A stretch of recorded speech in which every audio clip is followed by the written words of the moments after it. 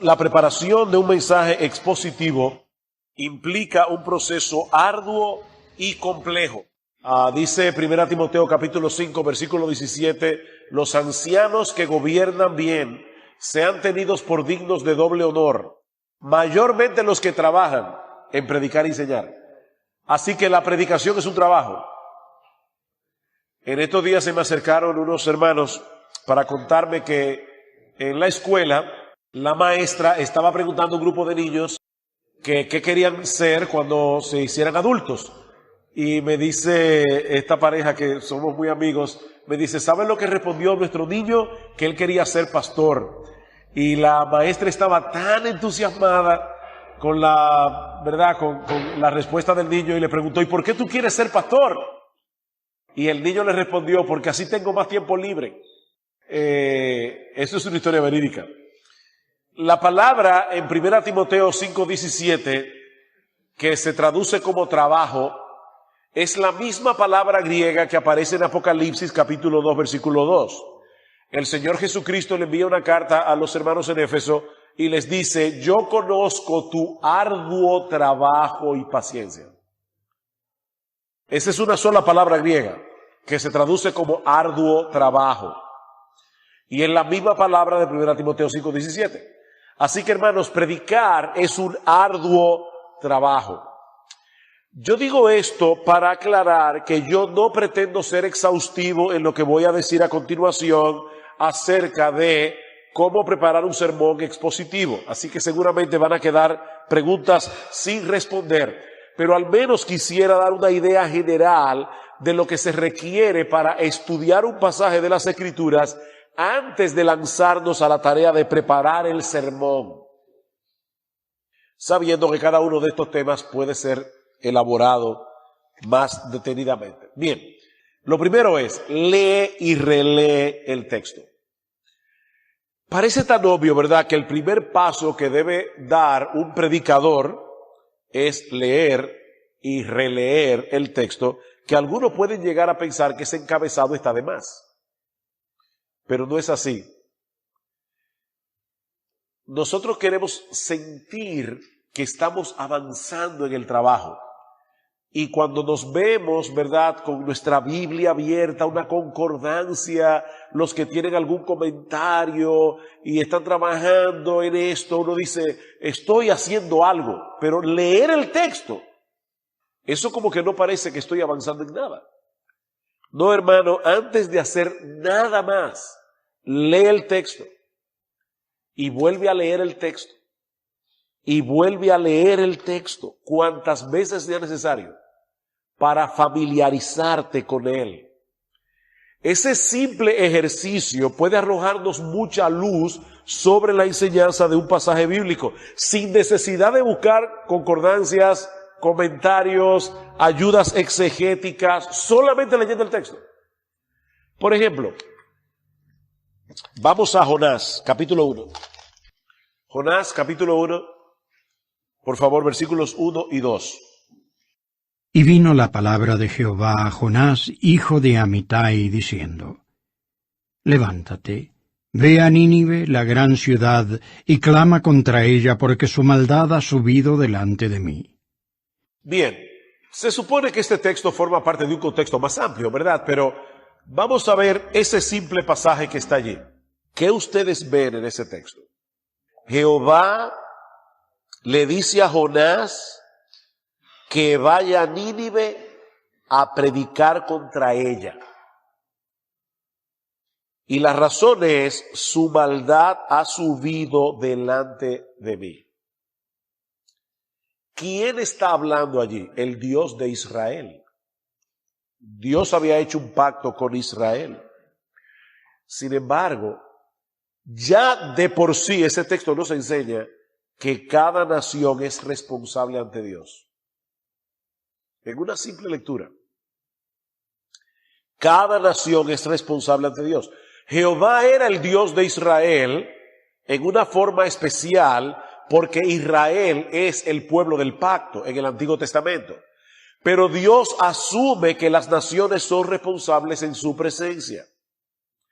Lo próximo que aprendemos, claro, ahí sí ya yo tengo que ver el contexto siguiente, es que cada uno de los siervos de Dios, como dice Ralph Davis, le debe obediencia aún en aquellos encargos que no le son agradables. ¿Sabía Dios de antemano que Jonás no iba a querer ir a Nínive? Él lo sabía. Y aún así le dijo: Jonás, levántate, ve a Nínive y pregona contra ella. Una simple lectura de ese pasaje nos ayuda a ver enseñanzas que el texto tiene. Claro, luego que uno siga leyendo y estudiando va a encontrar más cosas. Yo simplemente quise hacer este ejercicio para ver cómo leer el texto. Ya de por sí ayuda mucho. 2. Lee y relee el texto en varias versiones. En varias versiones. Los predicadores tenemos siempre la tentación de ir rápidamente a buscar un comentario bíblico que nos ayude, ¿verdad?, a entender el texto. Mi recomendación es que antes de hacer eso, lee y relee el pasaje atenta y devocionalmente en dependencia del Espíritu Santo y, de ser posible, en varias versiones. Al hacer esto, debemos dar prioridad a las traducciones de equivalencia formal, es decir, aquellas traducciones que enfatizan la literalidad del texto. Reina Valera del 60, la Biblia de las Américas, la Reina Valera textual, etc. Pero no debemos descuidar las traducciones de equivalencia dinámica, recordando que son equivalencia dinámica, la Nueva Versión Internacional, la Nueva Traducción Viviente, etc. La diferencia es que las traducciones de equivalencia dinámica pretenden traducir la idea que ellos entienden del texto, no lo que el texto dice. Eso es peligroso.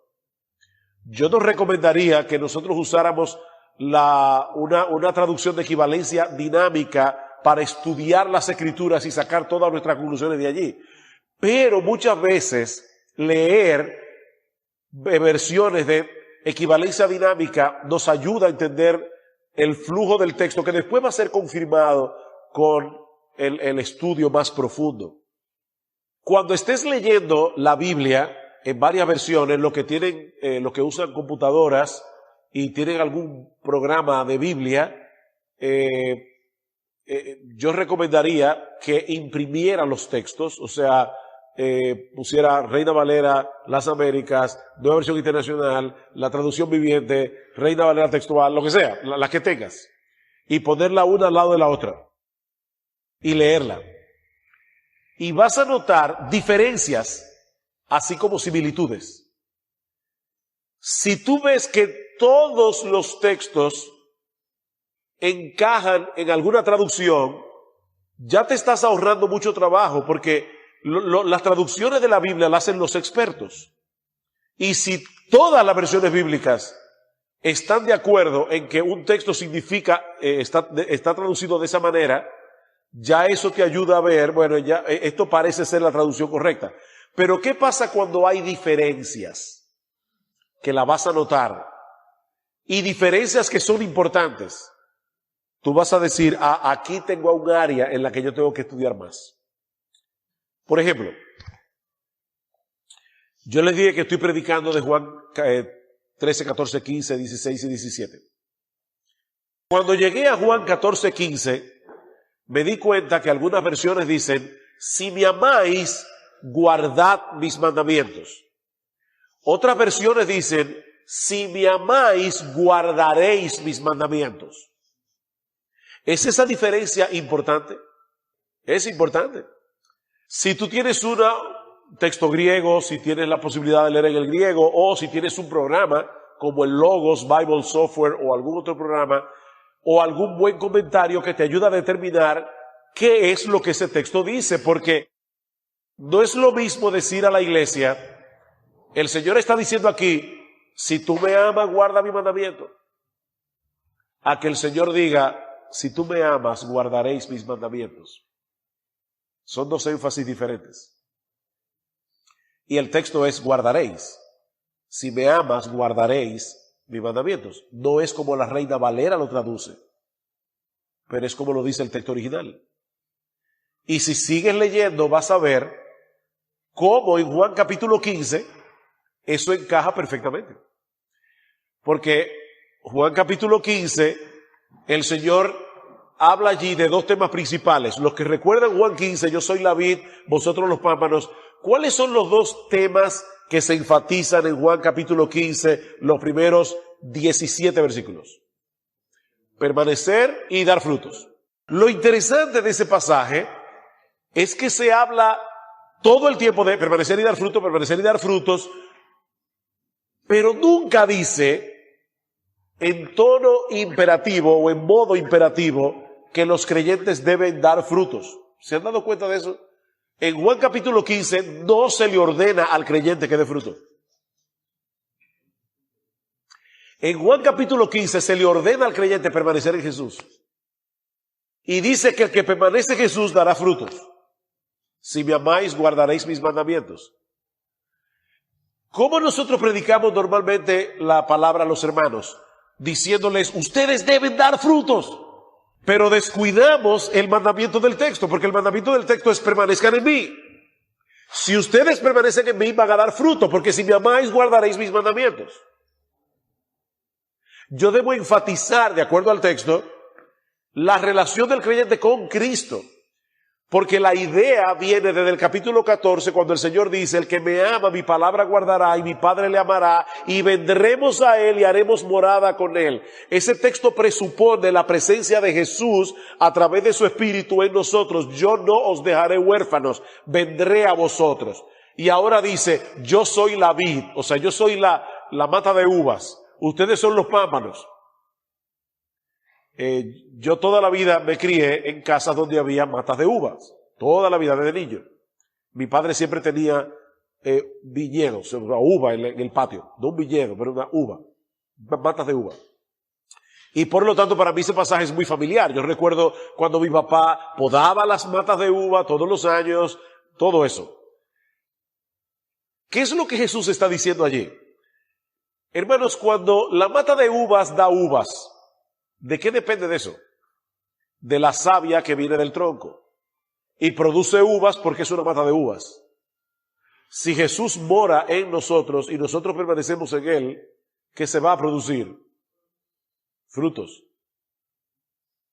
Yo no puedo producir artificialmente frutos, que es lo que normalmente los pastores, sin darnos cuentas, hacemos que la iglesia haga. Que produzcan frutos artificiales en vez de moverlos a estar lo más cerca posible de Jesús y tener una comunión bien íntima con Jesús para que puedan dar frutos. Todo eso sale de estudiar el texto, tal como el texto lo enseña. El leer en varias versiones ayuda definitivamente. Pon atención cuidadosa al contexto de cada texto. Le decía a unos hermanos que el año antes pasado los pastores dijimos, necesitamos hablar de esto a la iglesia. ¿Qué serie puede ser útil? Generalmente el pastor Salvador Gómez y yo somos los que más predicamos. Yo predico en la mañana, él predica normalmente en la tarde. Lo que mis pastores me exigen, no que me exigen, pero lo que el Consejo de Pastores ha determinado es que yo esté por lo menos 36 domingos al año en IBCJ, o sea, en nuestra iglesia. Así que por esa razón ellos nos dicen a Salvador y a mí, después de haber examinado el estado de la iglesia, tráigannos propuestas de series que ustedes crean que puedan llevar la iglesia por este camino. Y yo fui y les dije, yo creo que primero a los Corintios sería una buena carta para explicar esto. Los pastores me dijeron, bien, Primera de Corintios nos parece bien, pero nosotros no queremos una serie muy larga de Primera a los Corintios. Yo le dije, está bien, yo me comprometo a que voy a predicar la serie entera de Primera a los Corintios en 14 mensajes. Ellos me dijeron, eso no se puede hacer. Digo, bueno, vamos a ver. Finalmente terminó en 16 mensajes. Ahora, para poder hacer eso, Yo tuve que predicar 1 Corintios 12, 13 y 14 en un solo mensaje. Eso tiene sus ventajas y tiene sus desventajas. ¿Cuál es la desventaja obvia? Que yo no pude detenerme en muchos detalles del texto, que son importantes, pero no era el énfasis que los pastores querían dar a la iglesia, no en este momento. La ventaja es que yo pude exponer esos 3 capítulos a la luz de su verdadero contexto, porque 1 Corintios 12, 13 y 14 forman una unidad. Si ustedes se dan cuenta, ahí está el capítulo del amor como un sándwich entre capítulo 12 y capítulo 14. ¿De qué tratan los capítulos 12 y 14 de 1 Corintios? De los dones espirituales y su relación con la madurez cristiana. Porque el problema que Pablo está viendo en la carta a los Corintios es el hecho de que los corintios veían el ejercicio de los dones espirituales o el hecho de tener dones espirituales como una evidencia de madurez espiritual. Y Pablo les enseña que no. Cuando leemos el texto en el contexto general de la carta, nos vamos a dar cuenta que esa es la preocupación de Pablo en toda la carta a los Corintios. En el capítulo 1, versículo 4, Pablo da gracias a Dios porque ellos habían sido enriquecidos con todo don espiritual. En el capítulo 3 los acusa de ser niños en Cristo. ¿Qué significa eso? Ustedes tienen muchos dones, pero ustedes son unos inmaduros. Ustedes son niños. Ahora comenzamos a ver más claramente cuál era la preocupación de Pablo al escribir 1 Corintios 13. No era para dar una alabanza y exaltación a la virtud del amor, que es como la mayoría de las personas predican 1 Corintios 13. De hecho, ese es un pasaje que se predica mucho en bodas. Lo que Pablo quería hacerles ver a los corintios es que su falta de amor revelaba su inmadurez en Cristo. Alguien decía que la carta a los corintios, el capítulo 13, de la carta a los corintios, tiene que haber caído como una bomba en esa iglesia. O sea, los hermanos le estaban diciendo, ay, qué lindo ese capítulo del amor. No, para ellos eso tiene que haber sido una bomba atómica. Imagínense, Pablo les dice en el capítulo 13, el amor no se envanece. ¿Y a qué viene eso? O a que en el capítulo 5, versículo 4, le dice, pero ustedes están en el capítulo, en el capítulo 5, en el versículo 2, dice, y vosotros estáis envanecidos. Pero el amor no se envanece. Esa es la ventaja, hermanos, de predicar el texto en su contexto. Ahora, tú no tienes que predicar 1 Corintios 12, 13 y 14 para predicar el 13 en su contexto. Pero al estudiarlo sí debes tomarlo en cuenta. Tú puedes predicar solo de 1 Corintios 13. Y de hecho, hace muchos años yo di una serie solo de 1 Corintios 13. Pero no olvides el contexto. Ese es el punto. No olvides el contexto. 4. Toma nota de las palabras, conceptos y frases que se repiten, así como las declaraciones de propósito. Vayan al libro de Judas, por favor. Si tuviéramos el tiempo, yo les diría, le voy a dar 5 minutos para que leyeran el pasaje, pero yo quiero hacer eso con otros textos, así que déjenme hacer el trabajo en cámara rápida, ¿verdad? Lo que haríamos tranquilamente en una semana de trabajo. Yo tengo la carta de Judas y yo quiero determinar de qué trata esta carta. Y me doy cuenta que hay una palabra que se repite. Versículo 1. Judas, siervo de Jesucristo y hermano de Jacobo, a los llamados, santificados en Dios Padre y guardados en Jesucristo. Versículo 6. Y a los ángeles que no guardaron su dignidad, sino que abandonaron su propia morada, los ha guardado bajo oscuridad. Versículo 13. Fieras ondas del mar que espuman su propia vergüenza, estrellas errantes para los cuales está reservada, guardada, si yo tengo varias versiones de la Biblia, probablemente me voy a dar cuenta que allí es la misma palabra guardar. De hecho, en el griego es la misma palabra. Versículo 21. Conservaos en el amor de Dios. Es la misma palabra. Guardaos en el amor de Dios. Versículo 24. Y aquel que es poderoso para guardaros sin caída. Una simple lectura del texto, vuelvo y repito, en varias versiones, ya nos da una voz de alerta. Guardarse. Guardarse es una palabra importante aquí, en el contexto. ¿Hay alguna declaración de propósito en la carta que ustedes recuerden? Yo sé que ustedes han leído Judas anteriormente. ¿Recuerdan? ¿Qué dice el verso 3? Por la gran solicitud que tenía de escribiros acerca de nuestra común salvación, me ha sido necesario escribiros, exhortándoos ardientemente que contendáis por la fe que ha sido una vez dada a los santos. Aquí está, Judas te está diciendo, el propósito de mi carta es este.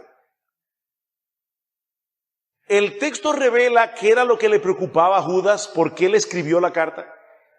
Busquen las conexiones. ¿Qué dice el versículo 4? ¿Cuál es entonces el propósito de la carta? Exhortarnos a contender ardientemente por la fe. ¿Por qué? Por la amenaza de los falsos maestros. Cuando yo veo esas conexiones y las palabras claves, voy a llegar a la conclusión, y puedo hacer esta declaración de la carta de Judas, debido al peligro de los falsos maestros, aquellos que son guardados por Dios en Jesucristo, deben contender ardientemente por la fe, manteniéndose a sí mismos en el amor de Dios. Es de eso que trata la carta. Y ya yo puedo comenzar a trabajar con mi sermón. Otro ejemplo, también muy conocido. Imagínate, hermano, que es domingo en la mañana en una iglesia evangélica tradicional. El pastor se sube al púlpito y le anuncia a la iglesia que él va a predicar de Primera de Samuel 17, el enfrentamiento entre David y Goliat. Los hermanos están entusiasmados porque saben que su pastor tiene una capacidad inusual para aplicar las historias del Antiguo Testamento a los creyentes en el día de hoy. Y por supuesto, ese domingo no salieron decepcionados de la iglesia. El pastor tomó su texto y le habló a los hermanos diciendo: ¿qué vemos en este pasaje? Vemos en primer lugar a David enfrentando un gran reto. En segundo lugar, vemos en este pasaje a David enfrentando ese reto con valentía. Y en tercer lugar, vemos a David en este pasaje teniendo victoria a pesar del reto tan grande que tenía por delante. Y todo eso con una honda y 5 piedras. Hermanos, durante esta semana que viene ustedes van a enfrentar muchos enemigos. Van a enfrentar al enemigo de la tentación, van a enfrentar al enemigo de la depresión, van a enfrentar al enemigo del temor. Pero ustedes pueden vencer a los gigantes con lo que ustedes van a tocarse en esta semana, con la piedra de la fe, con la piedra de la perseverancia, con la piedra de la confianza y la oración, etcétera, etcétera. Al final los hermanos salen por la puerta tan agradecidos con el pastor, porque fueron animados con todos los problemas que tenemos que enfrentar, ¿verdad?, cada día. Y el pastor nos enseñó que debemos seguir el ejemplo de David, etcétera, etcétera. Eso puede pasar en cualquier iglesia evangélica. De hecho, yo creo que pasa constantemente en muchas iglesias evangélicas. Hermanos, ¿cuál es el propósito? Recuerden, tenemos que buscar declaraciones de propósito. No tenemos el tiempo para leer todos los versículos, este capítulo es largo, pero yo les pido que vayan a 1 de Samuel 17. Y quiero que noten algo importante de lo que estamos diciendo aquí. Usted no necesita saber hebreo para el ejercicio que estamos haciendo. Con que sepa español y lea el texto con cuidado es suficiente. Por lo menos hasta aquí. Como no tenemos el tiempo para leer el texto entero, por favor, ¿alguien puede leer los versículos 46 y 47? O desde el 45 mejor, por favor. Entonces dijo David al filisteo: Tú vienes a mí con espada y lanza y jabalina, mas yo vengo a ti en el nombre de Jehová de los ejércitos, el Dios de los escuadrones de Israel, a quien tú has provocado. Jehová te entregará hoy en mis manos, y yo te mataré, y te cortaré la cabeza, y daré hoy los cuerpos de los filisteos a las aves del cielo, y a las bestias de la tierra, y sabrá toda la tierra que hay Dios en Israel. Y sabrá toda esta congregación que Jehová no salva con espada ni con lanza, porque de Jehová es la batalla, y él os entregará en nuestras manos. Ok, ¿cuál es el propósito de este pasaje? Según el texto, acá hay un propósito evangelístico y hay un propósito de edificación en el texto. Dios usó a David para dar a conocer a través de todos los pueblos que hay Dios en Israel y que es el único Dios vivo y verdadero. Y dos, para enseñarle al pueblo de Israel que Jehová nos salva con espada y con lanza. Entonces ya yo tengo algo de mi propósito, y viendo a David como el ungido de Jehová, David había sido ungido antes. David no está aquí actuando como un israelita normal. Él está actuando como el ungido de Jehová. Y eso es importante. O sea que si nosotros vamos a buscar a quién se asemeja a David, no es a nosotros. Porque nosotros no somos David. Nosotros somos el pueblo de Israel. La victoria o derrota de David implicaba la victoria o derrota del pueblo.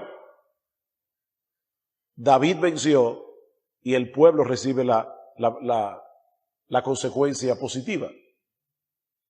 En todo caso, Jesucristo es el gran vencedor en cuya victoria todos nosotros recibimos beneficio.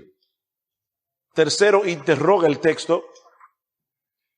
Interroga el texto, hazle preguntas al texto. ¿Qué es lo que hay aquí? ¿Qué significa esto? ¿Por qué está eso aquí? ¿Por qué está eso aquí? Una de las cosas que vamos a ver en un momento es que la historia del Antiguo Testamento es teológica.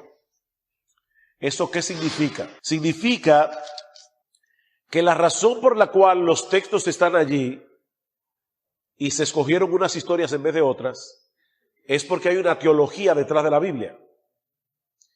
Vayan a Génesis capítulo 37, por favor.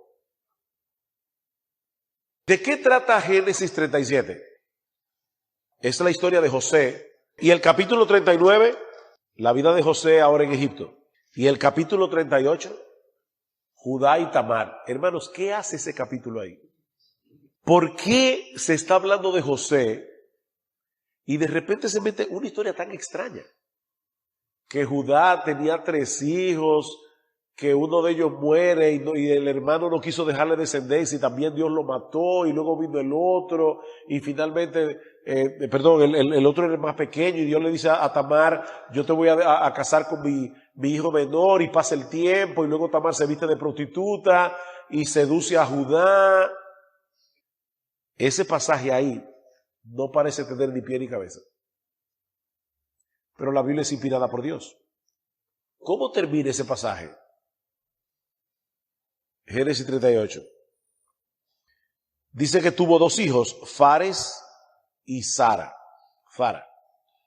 Los últimos capítulos del Génesis tratan acerca de José. Es el héroe, vamos a decir así, de la narrativa.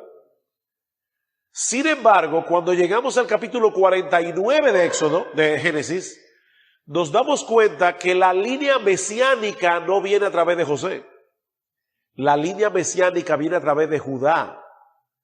Y se enfatiza el hecho de que Dios va a cumplir la promesa que él le hizo a Abraham, y no la va a cumplir por lo buena gente que eran los patriarcas. Porque en todo caso, si alguien hubiera sido más digno, humanamente hablando, de escoger, era José, no Judá. Sin embargo, Dios escogió a Judá soberanamente. Y el capítulo termina con el nacimiento de Fares y de Zara. Nosotros no sabemos nada más acerca de estos personajes hasta que llegamos al libro de Ruth. Que otra vez, ¿para qué está el libro de Ruth en la Biblia? Para mostrarnos una historia tan linda de amor. De hecho, hay que tener mucho cuidado cómo aplicamos la historia de Ruth. Yo no me imagino a ustedes diciéndole, bueno, mi hija, si tú te quieres casar, busca a ver dónde es que él duerme para que te acuestes a sus pies. Eso es extraño para nuestro contexto cultural. Así que no es de eso que trata el libro de Ruth.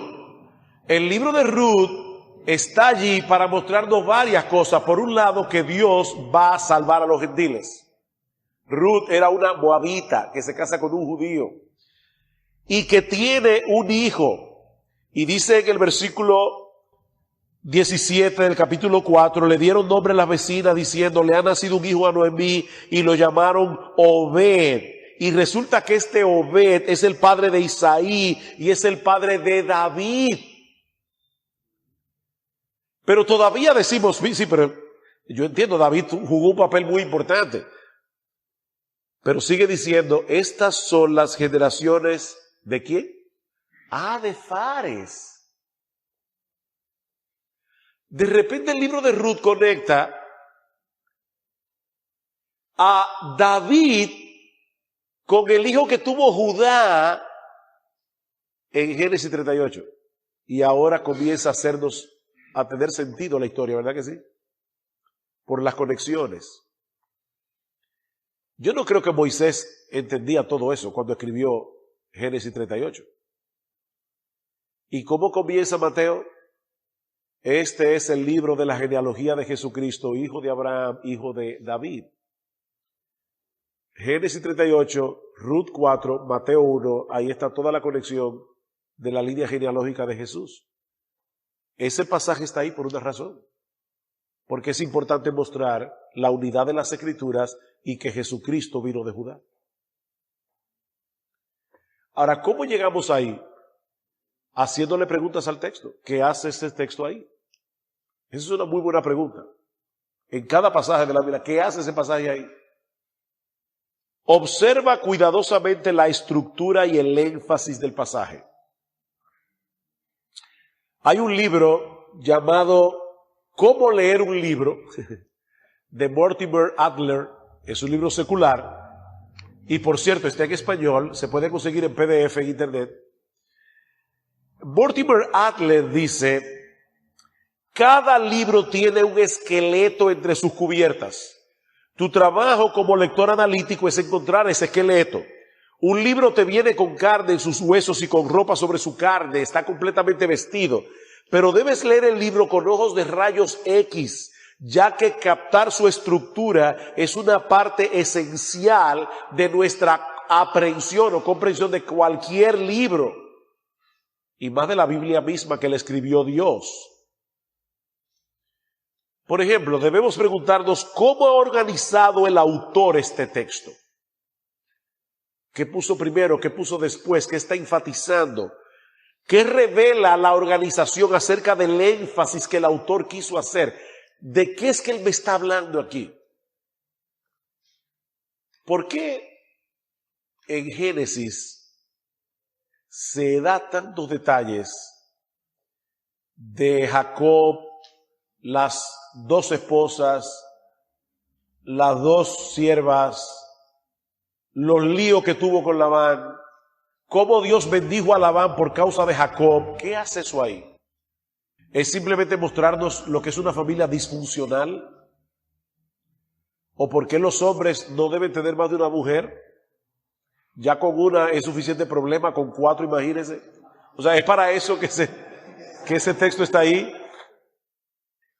¿O Moisés estructuró el libro del Génesis para probar que Dios iba a cumplir las promesas que le hizo a Abraham, a pesar de la necedad, los pecados y todo lo demás de los patriarcas? ¿Ven cómo se diferencia cuando uno ve la Biblia en su estructura? Porque el Génesis se escribió con una estructura. Moisés inspirado por el Espíritu Santo. Otra parte importante es tomar en cuenta el tipo de literatura al que pertenece. Hermanos, se han sacado tantas conclusiones del libro de Apocalipsis, simplemente por no tomar en cuenta lo que el libro de Apocalipsis, el estilo, perdón, en el que el libro de Apocalipsis está escrito. Déjenme hacerles una pregunta. ¿Es lo mismo estar leyendo la carta de Pablo a los romanos que leer Proverbios? No, de ninguna manera. Proverbios está escrito en forma de proverbios, pasajes cortos que tienen una idea. La carta de Pablo a los romanos es un proceso de argumentación. Cuando yo estoy estudiando el libro de Proverbios, ¿qué debo tomar en cuenta? Que es un libro de sabiduría. No es un libro de promesas. Es un libro de sabiduría. O sea, Proverbios me da algunas instrucciones de cómo generalmente las cosas funcionan en este mundo, generalmente hablando, pero no son promesas, son principios de sabiduría. Por ejemplo, instruye al niño en su camino y aun cuando fuere viejo no se apartará de él. ¿Es eso una promesa de Dios? No, no lo es. Pero ¿saben cuántas personas tienen problemas cuando se aferran a esa promesa y después las cosas no salen como ellos esperaban? La blanda respuesta quita la ira, mas la palabra áspera hace subir el furor. Eso es un principio, eso no es una promesa. Imagínate que tú estás caminando por una calle oscura y se aparece un ladrón con una pistola en la mano y te dice, bien amenazante, la bolsa o la vida. Y tú dices, Proverbios 15:1, la blanda respuesta quita la ira. Parece que tú te levantaste hoy con el pie izquierdo. Probablemente cuando eras niño tu madre te golpeaba, tu padre te abandonó. Y tú estás tratando, ¿verdad? Tal vez termines en el hospital con una bala en el estómago. Porque ese texto no es una promesa, es un principio. Entonces yo no leo una novela como leo el periódico. Yo no leo el periódico como leo una receta de cocina. Yo no leo una receta de cocina como leo una poesía. Cada estilo literario tiene una forma de interpretarse. Y yo debo tomar eso en cuenta. Yo no tengo tiempo para ampliar todo eso ahora, pero es importante que tomemos en cuenta esto. Bien. Hemos dicho hasta aquí que yo debo ir del texto a ellos entonces, antes de poder aplicarlo. Pero el trabajo no ha terminado todavía. El trabajo de estudio. Si yo me limito a ir de ellos entonces a nosotros, probablemente voy a terminar haciendo un mensaje o muy intelectual o un mensaje moralizante con imperativos. Tú debes ser tan fiel como fue el buen Daniel, propuso en su corazón y nunca se contaminó. O cuidado con ser desobediente como Jonás. Jonás no le hizo caso a la palabra de Dios, por eso al mar profundo la gente lo tiró y vino un pez muy grande y cuchuplum se lo tragó porque no le hizo caso a la palabra de Dios. Eso pasa cuando yo voy de ellos a nosotros. Yo he tomado la historia de Jonás y lo he convertido en una lección ejemplificadora y moralizante para decir a los niños, sobre todo, cuidado con desobedecer la palabra de Dios. Pero ¿es de eso que se trata la historia de Jonás? No es de eso que se trata. Porque ahí falta algo todavía. Y eso nos lleva a la teología bíblica. Hermanos, todo lo que nosotros hemos dicho hasta aquí es para probar por qué la teología bíblica es importante a la hora de predicar expositivamente la palabra de Dios. En el esquema anterior, he aquí lo que faltaba. Antes de yo ir de ellos, y por cierto, Ese esquema no es original. Yo no estoy diciendo original aquí. Eso aparece en el libro de predicación expositiva de David Helm, así que todo el crédito es para David Helm. Pero yo encontré este gráfico muy simple y muy iluminador. Antes de yo ir de ellos a nosotros, yo tengo que hacer una reflexión teológica. Recuerden lo que decíamos en la hora anterior. Pregúntate, ¿hubiera podido predicar este mensaje aunque Jesús no haya muerto en la cruz del Calvario? Porque si es así, tenemos problemas. Acompáñeme, por favor, a Lucas capítulo 24, versículo 25 al 27. Ustedes recuerdan la historia, los discípulos que iban camino de Emaús y cómo ellos estaban confundidos por la muerte de Jesús. ¿Qué les dice el Señor? Entonces Él les dijo: Oh insensatos y tardos de corazón para creer todo lo que los profetas han dicho. ¿No era necesario que el Cristo padeciera estas cosas y que entrara en su gloria? Y comenzando desde Moisés y siguiendo por todos los profetas, les declaraba en todas las Escrituras lo que de Él decían. Hermanos, escuchen otra vez el 27. Comenzando desde Moisés y siguiendo por todos los profetas, les declaraba en todas las Escrituras lo que de Él decían. ¿De qué trata la Biblia? De Jesús. Versículo 44. Alguien lea hasta el 47. Y les dijo: Estas son las palabras que os hablé estando aún con vosotros, que era necesario que se cumpliese todo lo que está escrito de mí en la ley de Moisés, en los profetas y en los salmos. Entonces les abrió el entendimiento, para que comprendiesen las Escrituras, y les dijo: Así está escrito, y así fue necesario que el Cristo padeciese y resucitase de los muertos al tercer día, y que se predicase en su nombre el arrepentimiento y el perdón de pecados en todas las naciones, comenzando desde Jerusalén. Jesús cita aquí la ley de Moisés, los profetas y los salmos. ¿Qué era esto? La triple división del Antiguo Testamento. Y dice en el versículo 45 que Jesús les abrió el entendimiento para que comprendiesen las Escrituras. ¿Cuál era la clave? ¿Cuál fue la clave que Jesús les dio para abrirles el entendimiento? Que toda la Escritura hablaba de Él, que todo eso estaba escrito acerca de Él. ¿Por qué los escritores del Nuevo Testamento escribieron el Nuevo Testamento citando constantemente el Antiguo como cumpliéndose en Jesús? Y los judíos que conocían muy bien el Antiguo Testamento no vieron a Jesús por ninguna parte.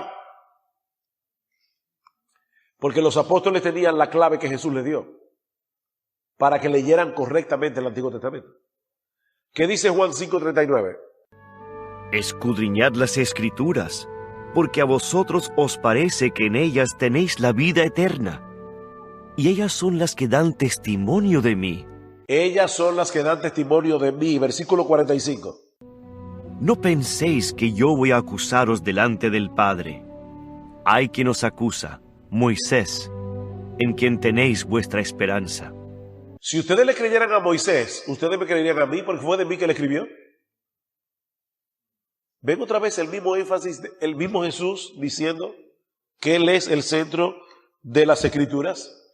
Ahora, ¿significa esto, mis amados hermanos, que debemos buscar a Jesús en cada versículo de la Biblia?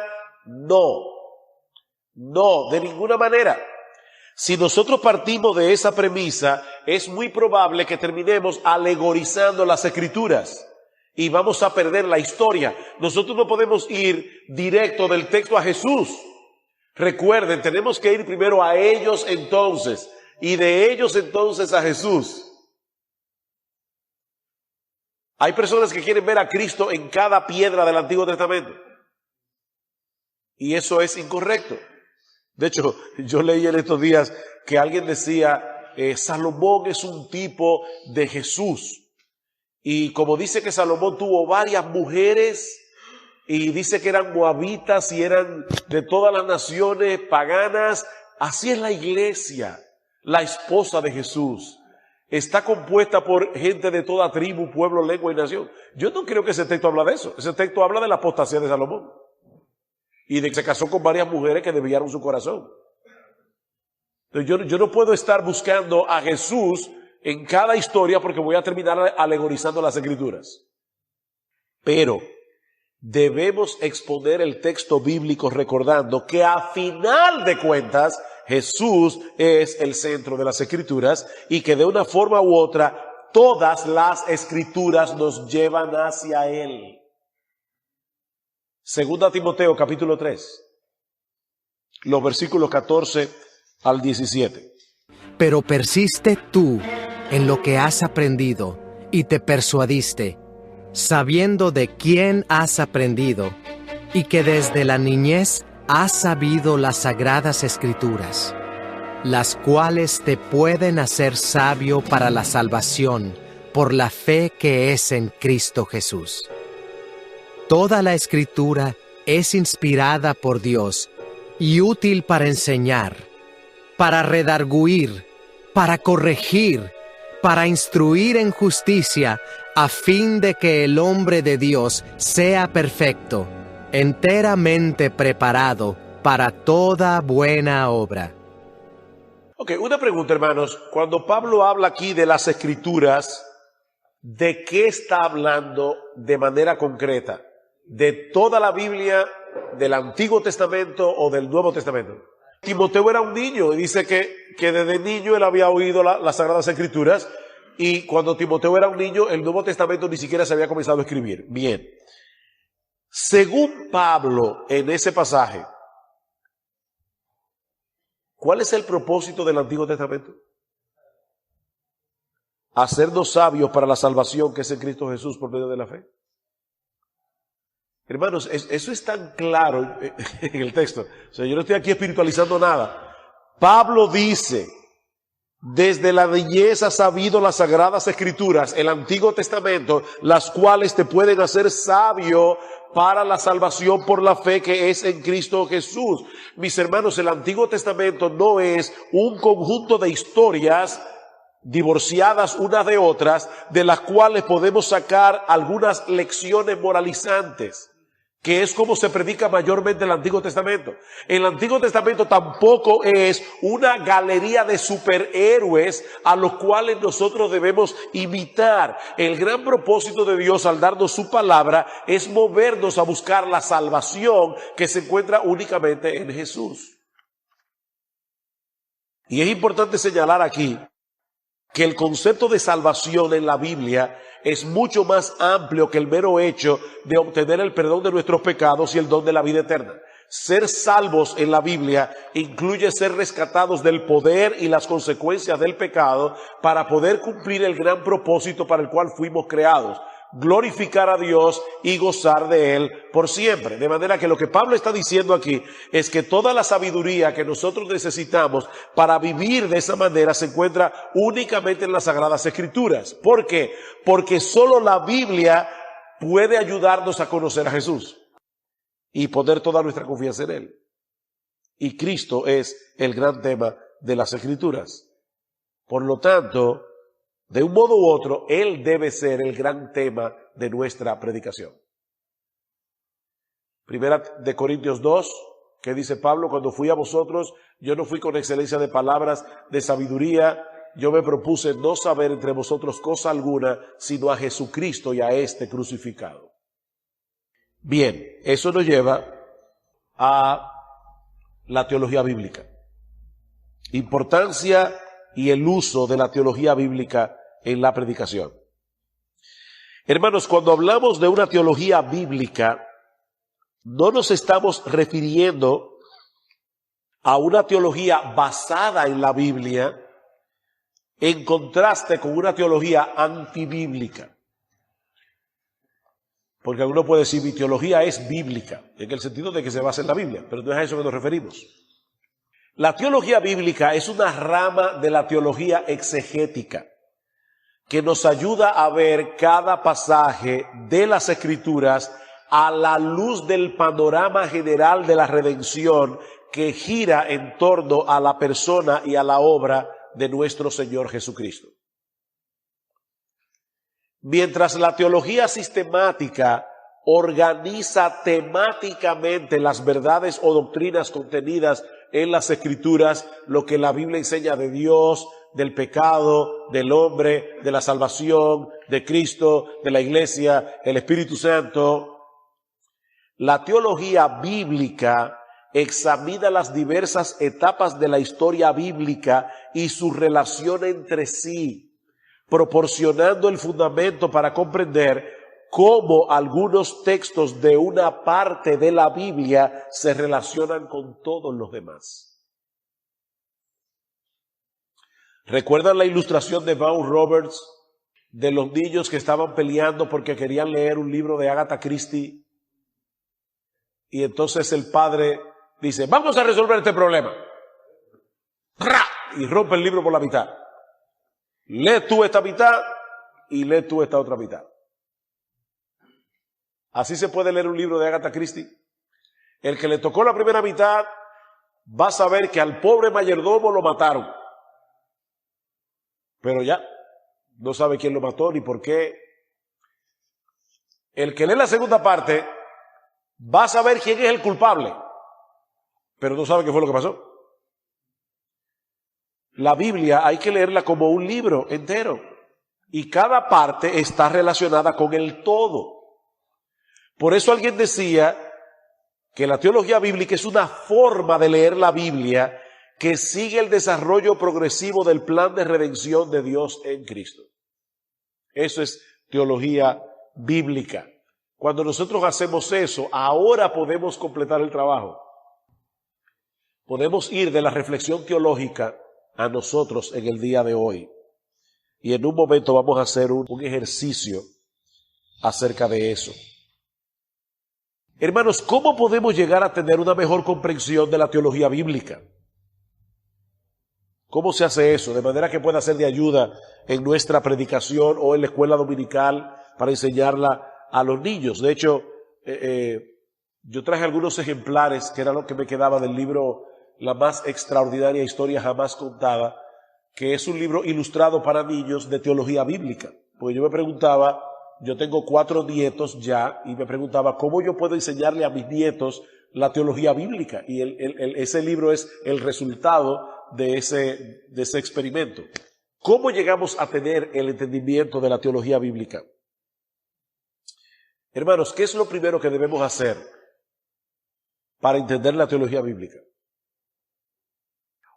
Conseguir un buen libro de teología bíblica. No, saber leer y leer la Biblia. Lo primero que debemos hacer es leer la Biblia. Leer la Biblia consistentemente, completamente y constantemente. Yo no creo que toda persona tiene que tener un plan de lectura que lea toda la Biblia en un año.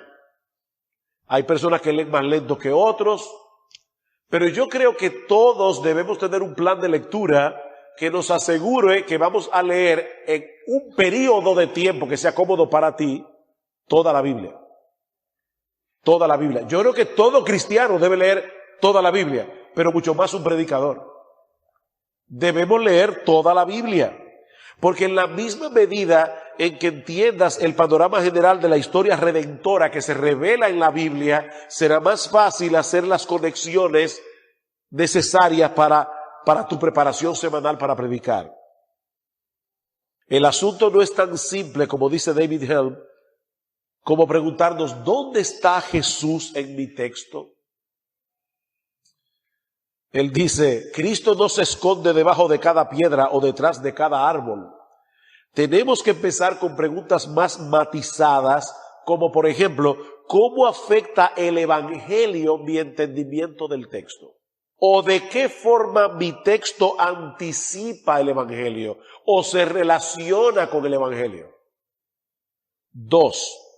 Debemos leer toda la Biblia constantemente, consistentemente. Ponga atención al uso que los autores del Nuevo Testamento hacen del Antiguo Testamento. Vamos a Romanos capítulo 4. Ok, ¿cuál es el tema de Romanos capítulo 4? La justificación por la fe. ¿Y cuál es el ejemplo que Pablo da para probar su punto de la justificación por la fe? El ejemplo de Abraham, luego de haber citado el Salmo 32. Pablo se pregunta en el versículo 9, luego de decir, es bienaventurado aquel cuyos pecados son perdonados. ¿Es pues esta bienaventuranza solamente para los de la circuncisión o también para los de la incircuncisión? En otras palabras, esta bienaventuranza es solo para los descendientes físicos de Abraham o incluye también a los gentiles. Esa es la pregunta que Pablo está haciendo. Porque decimos que a Abraham le fue contada la fe por justicia. Yo les puse aquí 3 capítulos del Génesis. ¿En cuál de estos capítulos se nos dice que Abraham fue justificado por la fe? En el capítulo 15, versículo 6. Ahora, noten el argumento de Pablo en Romanos capítulo 4. Hermanos, ¿qué implica esto? O sea, Pablo entendía que el Antiguo Testamento tiene una secuencia teológica, hay una razón por la cual estas historias están allí. Y Pablo está diciendo, fue en Génesis 15 que a Abraham se le dice que fue justificado por la fe. Sin embargo, ¿cuándo se le dio la circuncisión como señal del pacto? En el capítulo 17. ¿Cuál es la implicación según Pablo en Romanos 4? Que Abraham fue justificado cuando era incircunciso. Y por lo tanto, Abraham es el padre de todos los justificados, sean gentiles o sean judíos. ¿De dónde sacó Pablo esa enseñanza? O de ver la historia de la redención. Pablo está haciendo teología bíblica. Eso es lo que él está haciendo allí. Pablo no tomó la historia de Agar y de Abraham y le dijo, miren lo que le pasa a las personas cuando se ponen a estar acostándose con la criada o queriendo resolver un problema a su manera. Esa no es la forma como Pablo aplica la historia. Pablo quiere ver el significado teológico detrás de la historia. Otro ejemplo. Gálatas capítulo 3, versículo 16. Ahora bien, a Abraham fueron hechas las promesas, y a su simiente. No dice, y a las simientes, como si hablase de muchos, sino como de uno, y a tu simiente, la cual es Cristo. Este texto no solamente prueba la inspiración verbal de las Escrituras, porque Pablo se está basando aquí todo su argumento en el hecho de que tu simiente está en singular y no en plural. Para hacer un argumento así, tú tienes que creer que el hecho de que esté en singular y no en plural fue porque el Espíritu Santo inspiró al autor del Génesis a escribirlo en singular y no en plural. Así que la inspiración de las Escrituras es verbal. Dios no solo inspiró ideas, Dios inspiró palabras. Bien, pero hay algo más allí. Pablo dice, la promesa que Dios le dio a Abraham fue a él y a su simiente. Y esa simiente es Cristo. Y para terminar diciendo en el versículo 24, de manera que la ley ha sido nuestro ayo para llevarnos a Cristo a fin de que fuésemos justificados por la fe. Pero venida la fe ya no estamos bajo ayo, pues todos sois hijos de Dios por la fe en Cristo Jesús. Porque todos los que habéis sido bautizados en Cristo, de Cristo estáis revestidos. Ya no hay judío ni griego, no hay esclavo ni libre, no hay varón ni mujer, porque todos vosotros sois uno en Cristo Jesús. Y si vosotros sois de Cristo, ciertamente linaje de Abraham sois y herederos de la promesa. ¿Cuál es el argumento? La promesa fue dada a Abraham y a su simiente, que es Cristo. Y todos los creyentes estamos en Cristo. Por lo tanto, nosotros somos los herederos de Abraham.